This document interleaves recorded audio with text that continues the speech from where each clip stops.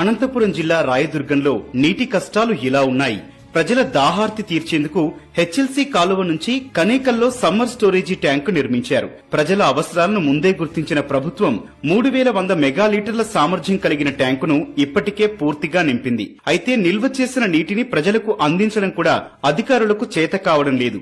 దాహం దాహం అంటూ జనం గగ్గోలు పెడుతున్నా వారి కేకలు వినపడనట్లు మొద్దు నిద్ర నటిస్తున్నారు.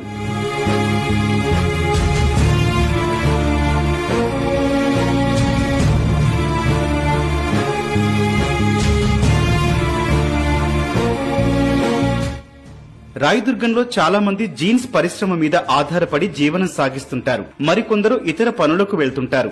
జనాలు పనికి వెళ్లిన తర్వాత కుళాయిలు వదలడం లేకుంటే ఏ అర్ధరాత్రో నీరు వదలడంతో ఎవ్వరికీ ఉపయోగం లేదు. దీనికి తోడు పైపులు పగిలిపోవడం, మోటార్లు చెడిపోవడం, కరెంటు కట్లతో సమస్య మరింత జటిలమవుతోంది. తాగు, వాడుక నీరు లభించక అద్దెకు ఉండే కుటుంబాలు వేరే ప్రాంతాలకు తరలిపోతుండగా ఇంటి యజమానులు నీరు దొరికే ప్రాంతాల్లో బాడుగలకు వెళ్తుండటం సమస్యకు అద్దం పడుతోంది. ఏ వార్డుకెళ్లినా ఎవరిని కదిపినా ఇదే గోడు. అంత అద్మానంగా ఉంది. ఈ కమిషనర్కి ఎన్నిసార్లు చెప్పినా పట్టించుకోవడంలే.